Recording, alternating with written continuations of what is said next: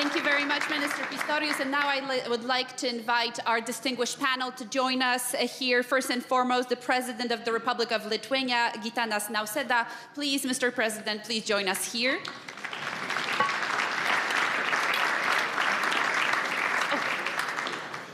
Second, Mr. Taras Kachka, the Deputy Prime Minister of Ukraine for European and Transatlantic Integration.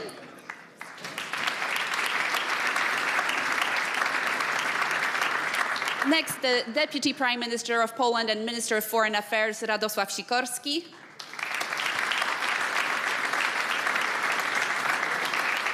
And last but definitely not least, Elissa Slotkin, I'm so sorry, the senator, U.S. Senator, member of the Senate Committee on Armed Services, the United States. Thank you, Senator, for joining us here.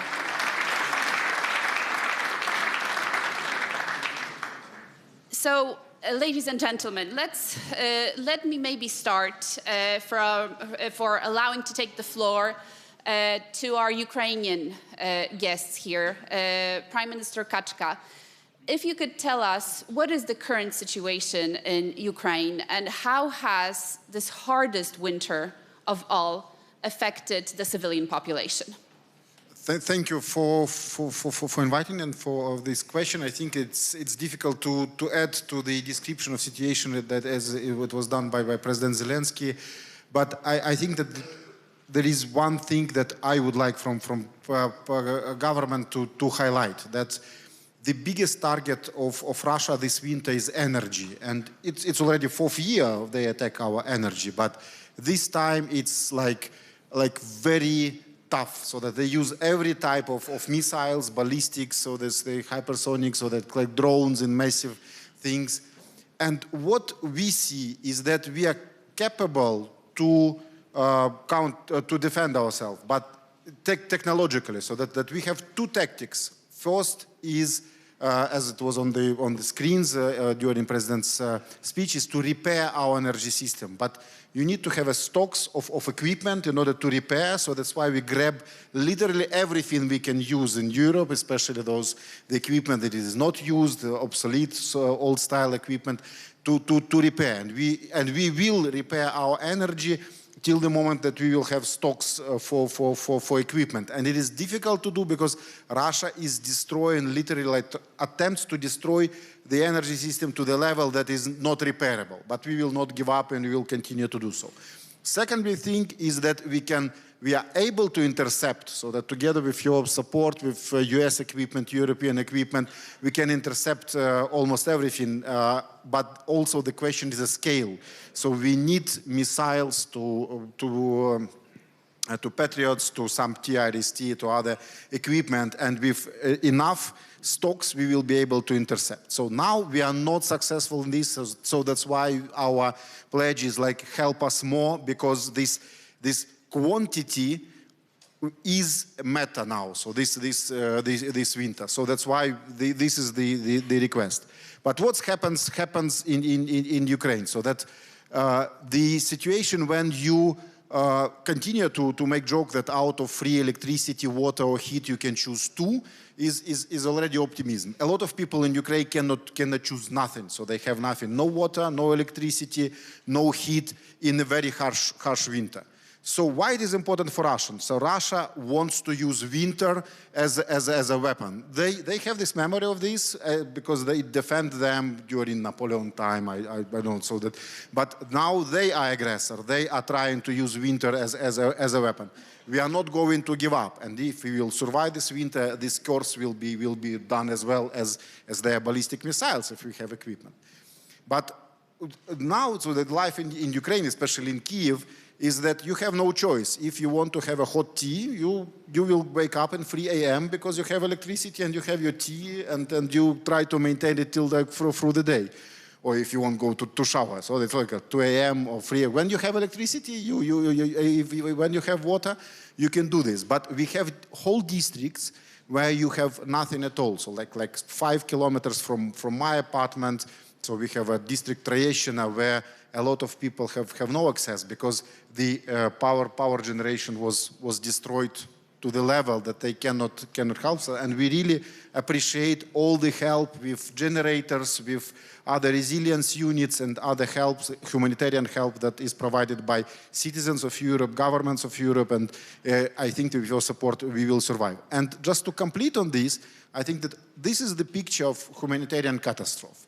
But the morale of society is still very high. So no one is saying that we are ready to give up. So no social polls, not private opinions. No one is saying so that enough. We are not ready to fight against Russia. So that's time to do it. No, the situation is absolutely different. So that's why our position remains the same. We are ready to fight. We are ready to protect ourselves. Please help us with all necessary security guarantee, and let's fight for the stable and just peace as it is requested by our president. Thank you.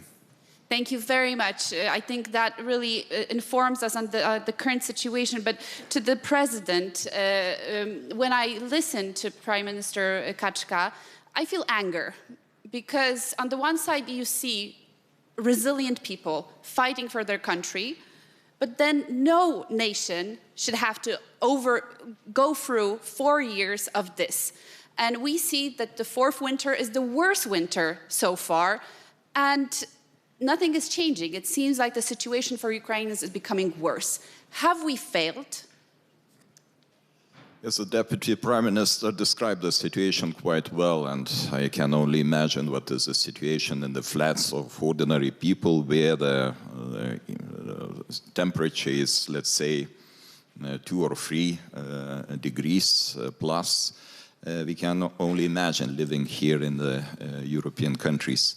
For us, it was pretty clear from the very beginning. This is also about emotions, but emotions do not help. If emotions lead to the decisions, then emotions are constructive. So this was the reason why Lithuania was the first country to deliver the first weapons to Ukraine, even 2 weeks before the war broke out.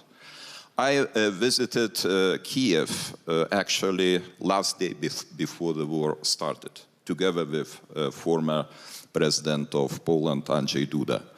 And since then, I saw the big transformation of the thinking of European nations regarding the Ukraine. We started from the discussions, should we deliver the helmets, should we deliver life jackets or something else? And now where we are in the situation where we are talking about the delivering of deep strike capabilities, missiles, air defense systems, ammunition. Yes, they are still in lack of these goods, and we try to do our best in order to support them consequently. But what is my thinking, and Russia is proving every day that Russia is not ready for the peace. And I don't think that they will be ready to peace negotiations. I don't know, maybe in 27, 28, but not in 26. Because all the actions show that they are just imitating the negotiations process and at the same time trying to break the morale of Ukrainian people. Yes, they are not successful by doing this. This is good side. But this is at the cost of suffering of Ukrainian nation, Ukrainian people, brave Ukrainian people. I really admire this nation. This nation is exceptional, being able to withstand this huge pressure of big country, big aggressor 4 years in a row. But without our support, they will be not able to succeed. So what is needed right now? Our support, continuous support, our readiness and our unity with our transatlantic partner too. And we try to do it in European Union formats. I am the member of European Council. I am happy that we were able to take the decision regarding 90 billion euros as a military support to Ukraine. Not always we are successful. Sometimes we face some delays. We face differences in the opinions. But we are ready to provide these decisions, and we are ready to stay with Ukraine until the end of the war. Thank you. Prime Minister Sikorski, I think we all agree here that we don't believe in Russia's intention to end this conflict anytime soon. Where do you think we're going to be a year from now sitting at this stage? Where would we want to be, and where are we going to be? And what can we do today to make sure that Ukraine will not be going for a 5th year of war and a 5th winter that might be even more devastating than this one? I'll answer your question, but let me make 2 brief points first. First of all, I'd like to associate myself with what Minister Pistorius said, that it was natural for the United States to be in the lead in these negotiations when the United States was providing the bulk of the military assistance. And the United States was also brave and effective in deploying strategic intelligence to deprive the Russians of the casus belli in the days before the war and in the early days of the war. But I would like particularly our American guests to know, because it's not fully in the American infosphere, we are now paying for this war. The American outlay for the war for last year was close to 0. We are buying American weapons to be delivered to Ukraine. There is no package in the US Congress, and that there isn't even the prospect of a package. If we are paying, if this is affecting our security, not just Ukraine's, then we deserve the seat at the table, because the outcome of this war will affect us.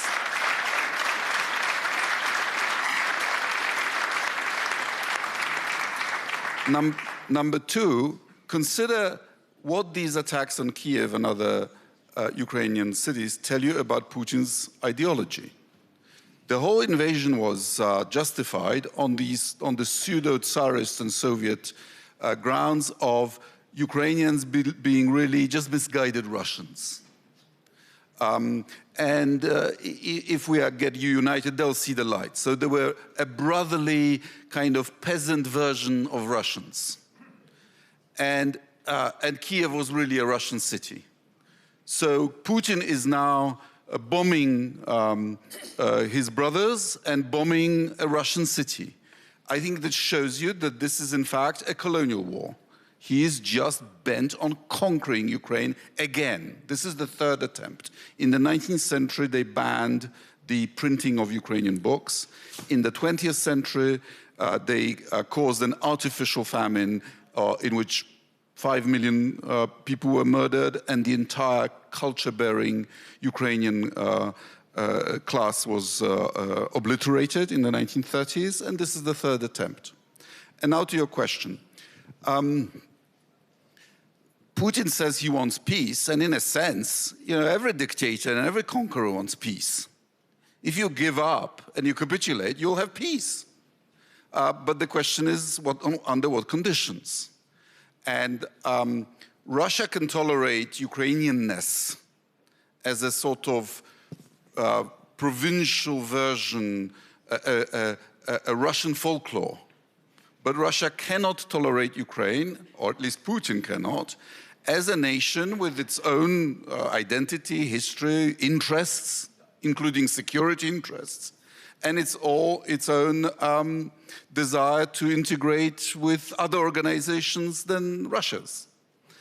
And the question in this war is, who will crack first? And Ukrainians are showing that they're not cracking on the front line. Russian advances are tiny. And history teaches us that bombing populations doesn't work. The Luftwaffe didn't break the spirit of London. The Royal Air Force didn't break the will to fight of the people of Germany. In fact, they get stiffened. So the real question is, when will Putin run out of resources to carry out this war?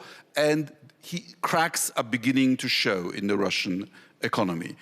We have given Ukraine 90 billion euros. That should be enough to sustain them for 2 years. If we gave them 10 or 20 billion more, they could actually get their defense industry up to full capacity, and then the fight would be more equal.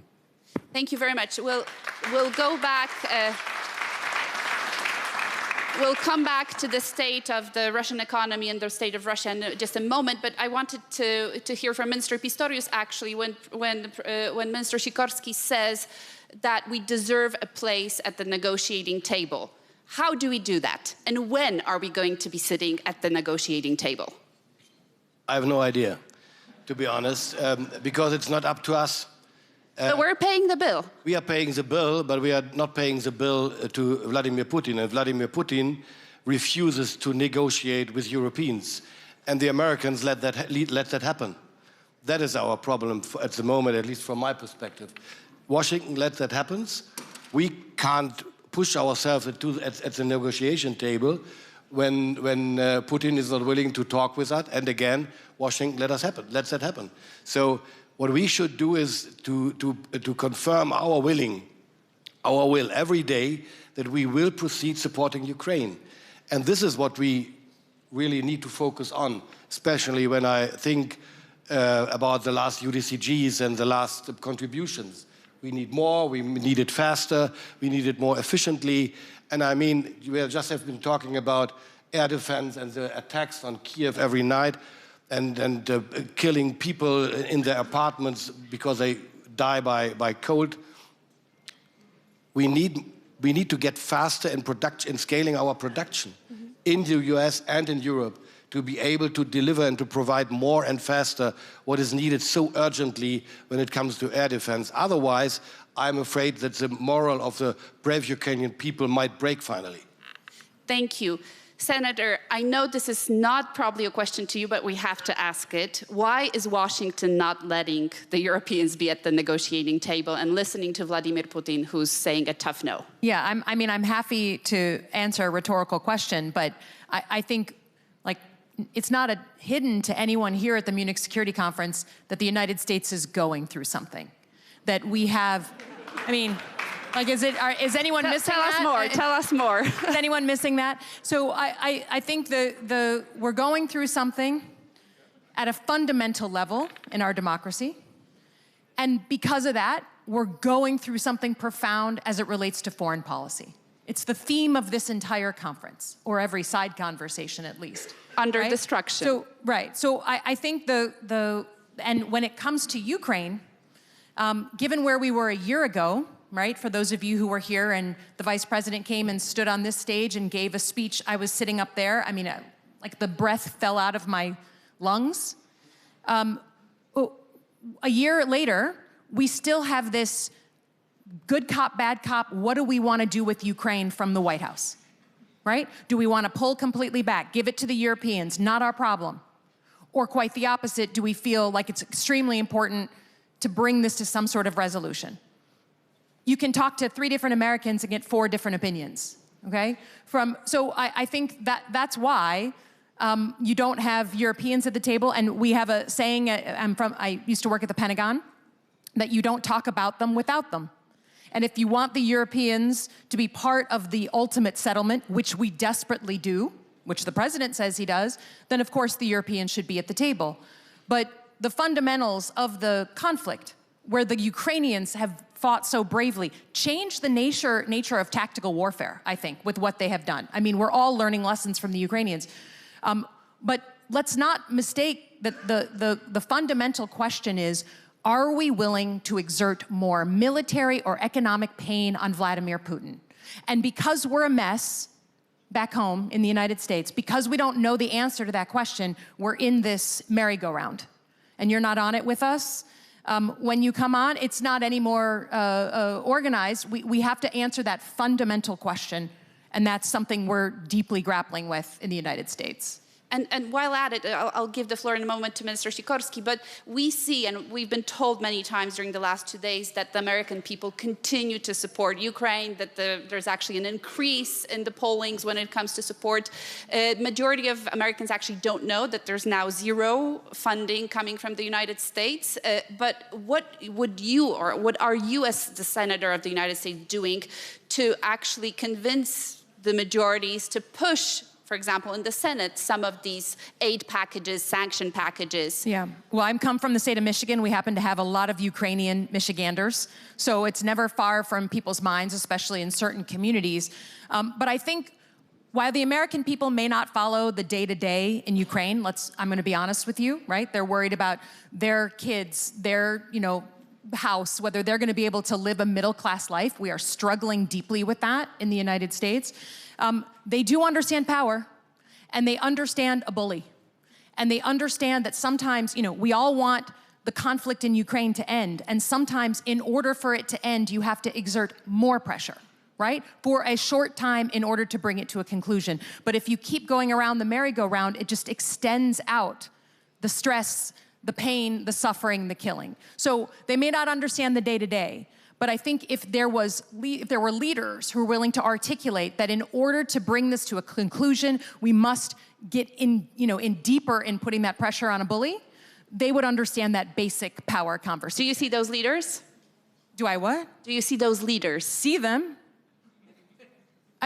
I mean, again, I'll answer whatever rhetorical question you want, but I was almost indicted last week by my government. So we are going through something profound, and we will get through it. I believe to my core we will get through it, but we will have to hit rock bottom before we come back up, and we're going to have to fight for it. So no, I don't see a clear, straight line to getting those answers.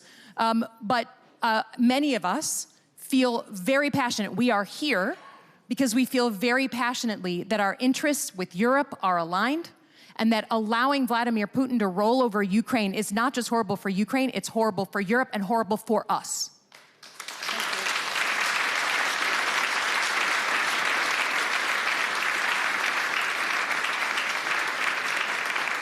Minister Sikorski. Europe should be at the table because the stakes are incredibly high. It's not that just the future of Ukraine, it's not just the security of the eastern flank, it is about the place of Europe in the future distribution of power in the world. In other words, who will be the third leg of global distribution? China, United States, and Russia, or the European Union? Don't ask me which I would prefer. And to my mind, President Trump is not wrong when he says that in this more brutal world, you need to show your cards. The United States would give itself more cards to pressure Putin into a deal by, for example, delivering tomahawks to Ukrainians. And the decision was apparently quite close a couple of months ago. Tauruses would help too.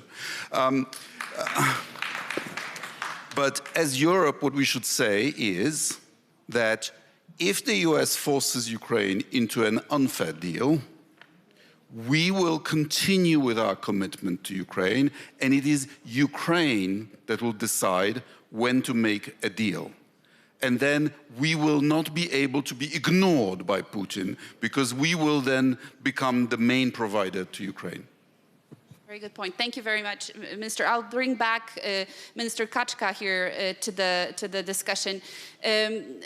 Unfortunately, many leaders around the world, people believe that Russia is invincible. That for some reason, Russia wins every war at the end of the game because of its, willingness to take the long-haul perspective and sacrifice.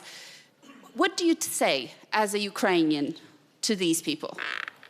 First, I think that with Minister Sikorski, I think we can say that Soviet Union collapsed in Afghanistan. Yeah, so that's also an example that not every war was won. Yeah, and I think that my personal thing is I always highlight that Russia was able to win the war when Ukraine was part of Russian Empire. So with us, it is possible. Against us, it is impossible.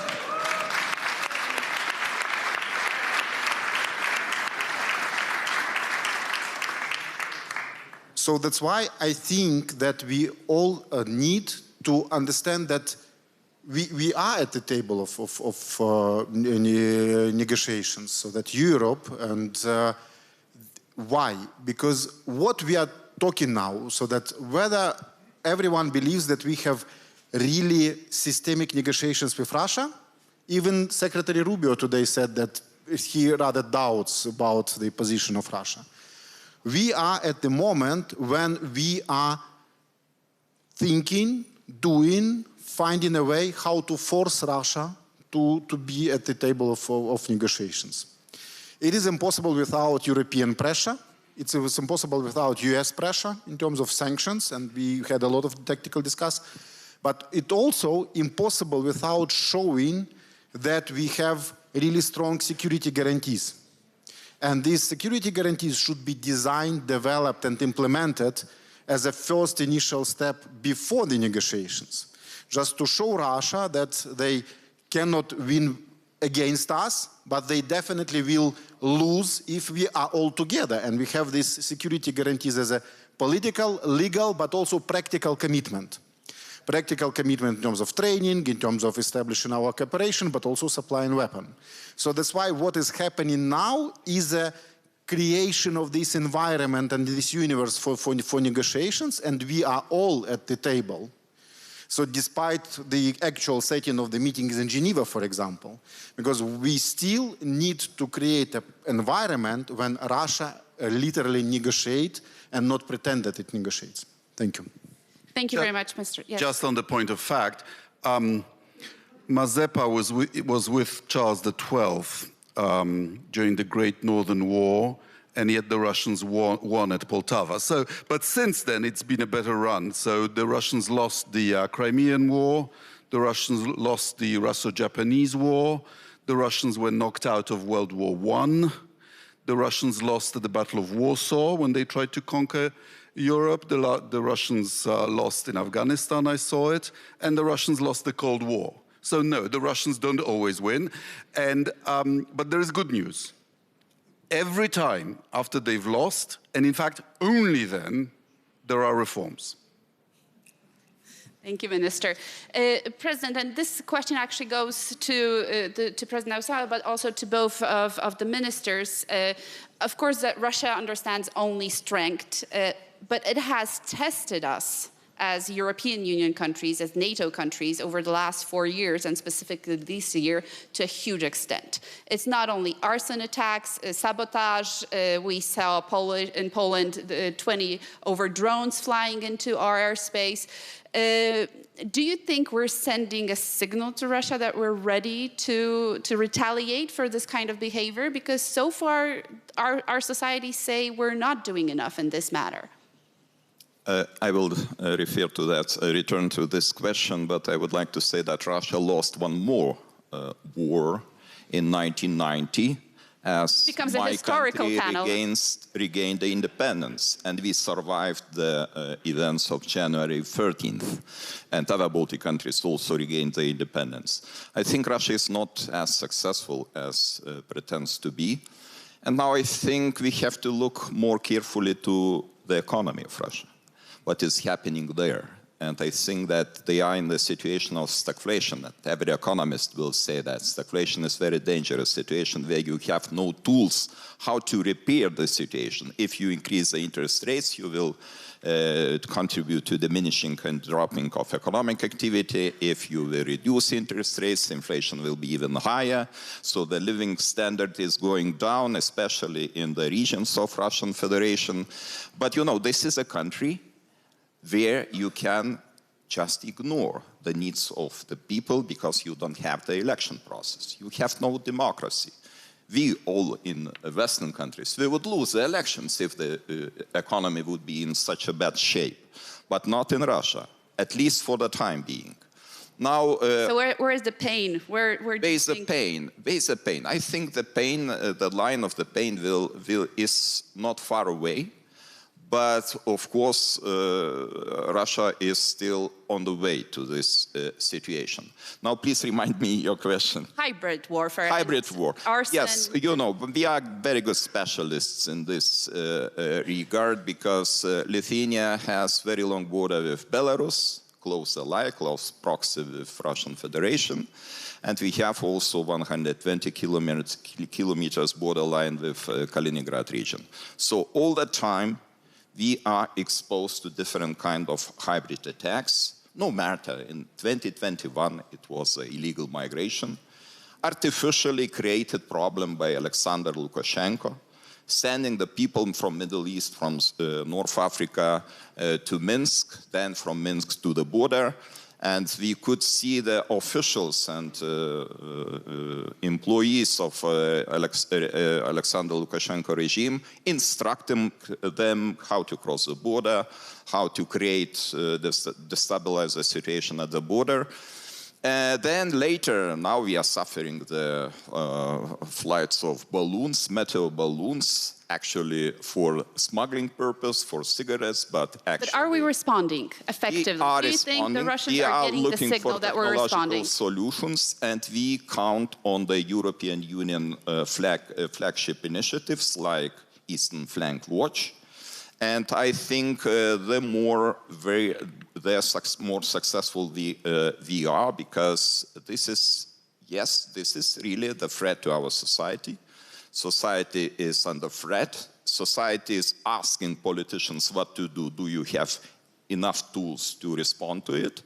But I think those hybrid attacks contribute that we are looking for the solutions on European Union level. And this is a good point, that we are ready to respond, we are ready to take the solutions, and we are looking forward. I think we should understand that Belarus should be included in the sanctions list, sanctions which were imposed on the Russian Federation, because this country is destabilizing and destabilizing the situation at the border deliberately. Yeah. Intentionally. Thank you. The same, very shortly, Minister Pistorius, Minister Sikorski, are we doing enough? Are we able to take our gloves off when it comes to responding? Germany also had drones over your airports, many other attacks in the cyberspace. You know, are we signaling Russia the way we should? At least we started doing so. We're speeding up, we're ramping up, we're becoming better and better every day by developing new technologies, by procuring what is available. So we are better every day. And at the same time, I would fully agree with Mr. Nausėda, Mr. President, that it is a European issue in the first place, because it is not a national, can't be a national issue for smaller or bigger countries in Europe. We all know that disinformation, fake news, and hybrid warfare does not stop at frontiers of some single small countries. And the third point I would like to raise is, it is a matter of mindset in our societies, how we react to that, how serious we take what's going on. And for my country, I can say, I really have been seeing in the last years an incredible, at least 3 years ago or 5 years ago, an incredible change of mindset in terms of that. The society is getting more and more resilient, and at the same time, of course, hoping and praying for peace, but more and more resilient, and that is what we need, more resilient societies. Thank you very much. I want to take 2 or 3 questions, but please, Minister, and then very shortly on this. I think Putin makes a mistake by provoking us through hybrid activities, because it stiffens our resistance and allows us to have higher defense budgets. But what he does is incredibly active. You've had assassinations in Germany, in Britain. We've all had arsons. We've had attempted arsons on board airliners. We have cutting of cables and pipelines at sea. We've had the suppression of GPS signal. We've had an attempt to explode rail lines under a moving train on a high escarpment. People would have died were it not for the incompetence of the assailants. And we've had mass intrusions of Russian drones and cruise missiles into our airspace. This is all forcing us to take countermeasures. And there are further things that we could do. So I've closed down 3 Russian consulates. We've restricted the movement of Russian diplomats in Poland. We still have over 2,000 Russian diplomats. Our security services think up to 40% of them are spies. We should not be tolerating them. They should not benefit from the freedom of movement across the Schengen zone, which they are trying to destroy.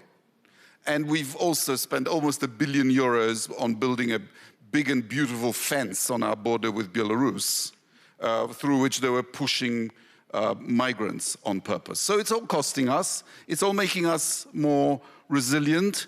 but there are more things that we could do together. Absolutely. Thank you, Taras, very briefly. I would like to say that we are still not doing enough because the war is continuous and the threats are continuous, but the dynamic is extremely positive. I totally agree that even like previous conference and this conference, the mood is absolutely different. So we have very practical things. So that's why I think that we need to also pay attention to the dynamics, so that how fast we are changing, how fast we are moving. That's important now, because I think that there is already a consensus that we are moving proper direction, we are doing right things, but these dynamics, the tempo is the most important element, and here we see some risks, so that's because of Europe always like a little bit slower than everyone expects, but... So let's take some questions. If we can take them together, I'm already seeing here 2 and 3. So let's start with the lady in the red, Elissa. The floor is yours. Lisa Yasko, member of the Parliament of Ukraine. A quick question to the President of Lithuania and also Minister Sikorski. If Poland or Lithuania will be invaded, what specifically would you expect from NATO or non-NATO countries to defend you? Thank you. And before you answer, we'll take 2 more questions from our Munich young leader here. Ellie, please introduce yourself and ask your question. From the French Institute of International Relations. Minister Sikorski, you reminded us that the EU, or Europeans in general, have been paying for this war over the last year. The EU has finally secured a 90 billion loan for Ukraine to be spent over the next 2 years, I believe. Now there seems to be a conversation among Europeans about how to spend these, whether question, on please. Ukrainian industry, European industry, or American defense industry. To the whole panel, thank you. Thank you, and it's also to the whole panel, but I can't say no to Gary Kasparov. I'm sorry, I have a soft spot. There's Gary, the floor is yours.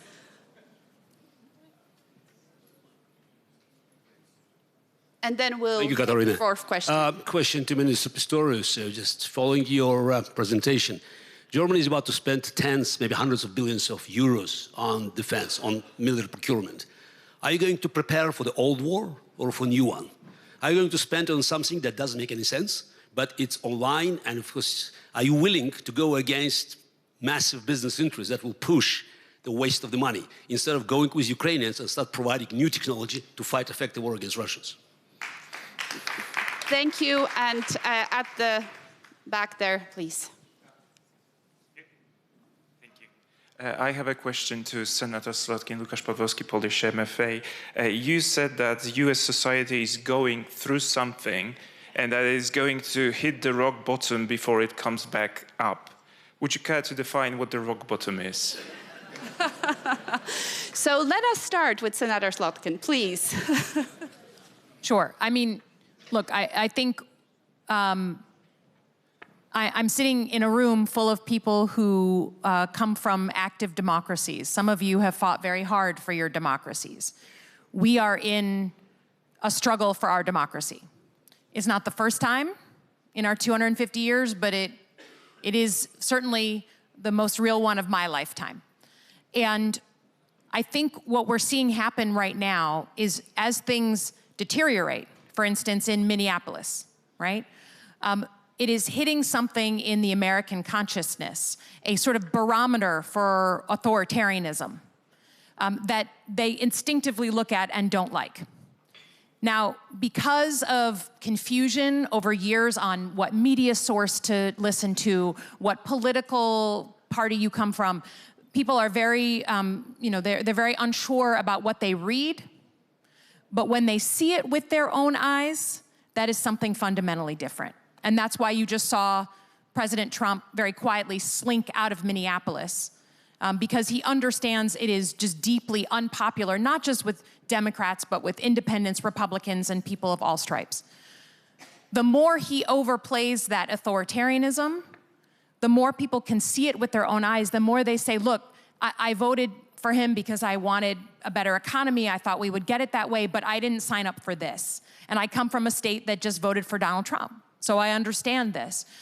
So I can't tell you the exact ways and the definition of rock bottom, but I will tell you I stand here as an American senator feeling very concerned about the 2026 elections in November. He is telling us what he wants to do. He is laying it out for us, and it is up to the Americans to believe him, right? That just like in 2020, he said, if I don't win, then it wasn't a free and fair election. He is repeating the playbook, now threatening to put uniformed federal agents around polling locations. I mean, he's telling us the playbook. So the question is, what are we gonna do as Americans to defend our democracy that we helped invent? Okay? And that, to me, that process that's going on right now, which is playing out in front of all of you, it's not like we like coming here and talking to you about the difficulties in our own country. No one likes to do that.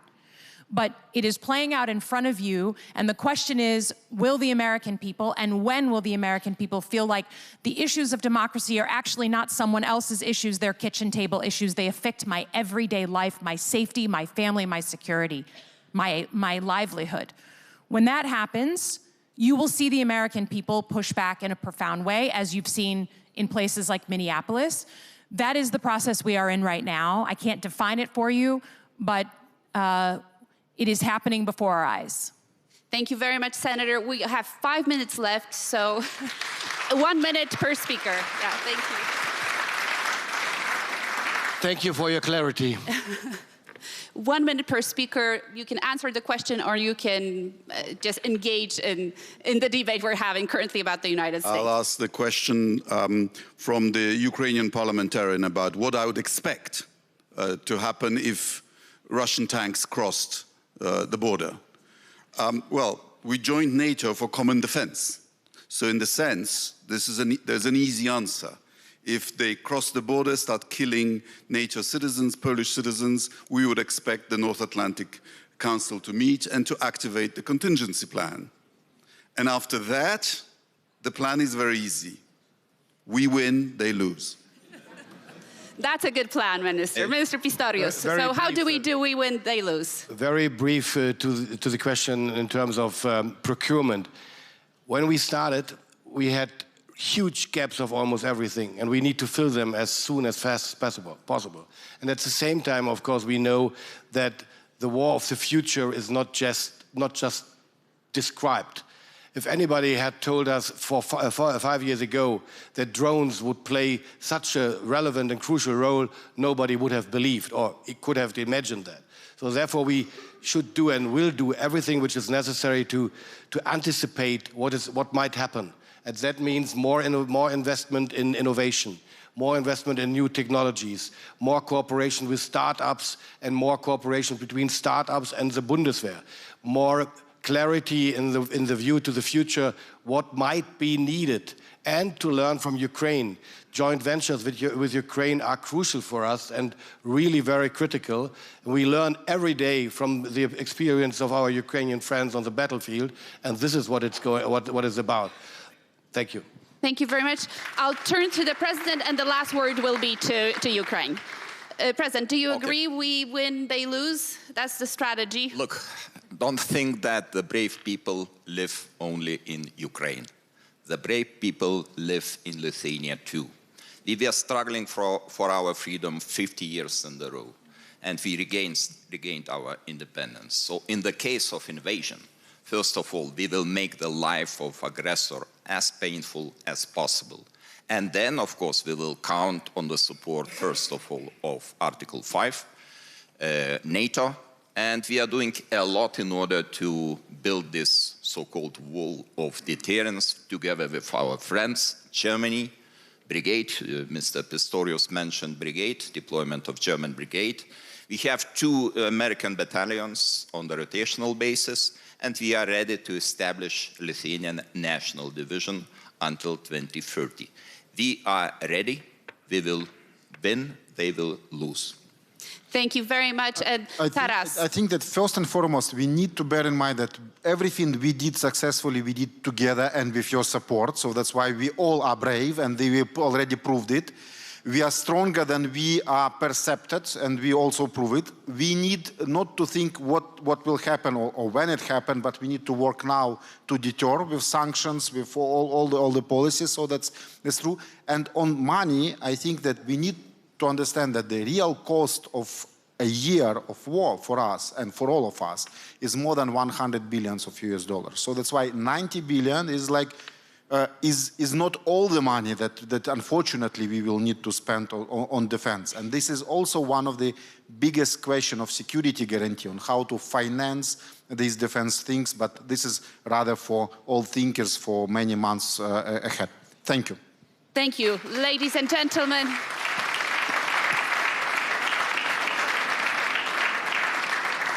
Holding the line, defending Europe and supporting Ukraine. Let's give a huge round of applause to our panel.